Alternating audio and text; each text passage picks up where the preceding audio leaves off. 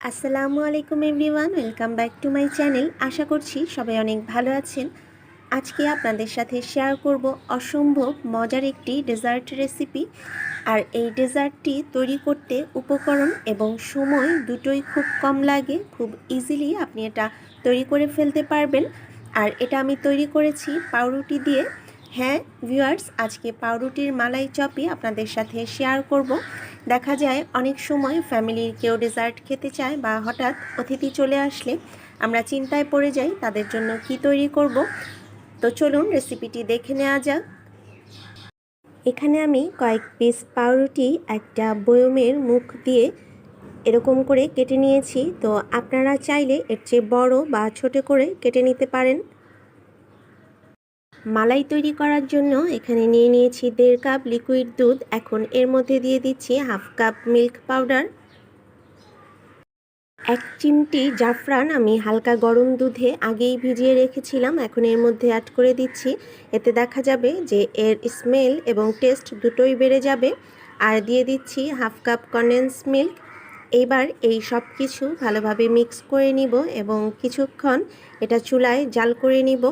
তো দেখা যাবে যে জাল করতে করতে দুধটা অনেকটাই ঘন হয়ে যাবে এবং যখন এটা প্রায় অর্ধেক হয়ে যাবে তখন আমি এটা চুলা থেকে নামিয়ে নিব।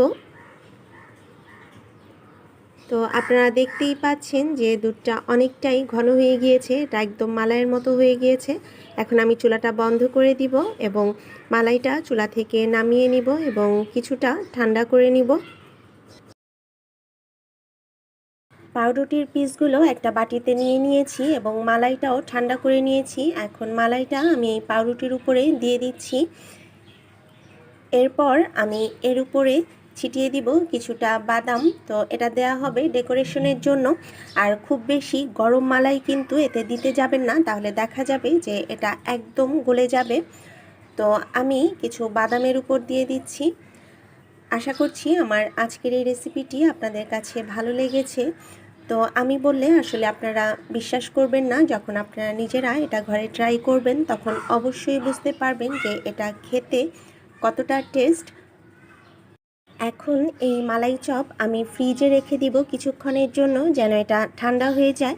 কারণ এই মালাই চপ দেখা যাবে যে ঠান্ডা খেতেই খুব বেশি ভালো লাগবে। এইভাবে খুব ইজিলি আপনারা পাউরুটির মালাই চপ ঘরে তৈরি করে ফেলতে পারেন এবং সবাই খেয়ে অবশ্যই আপনার প্রশংসা করবে।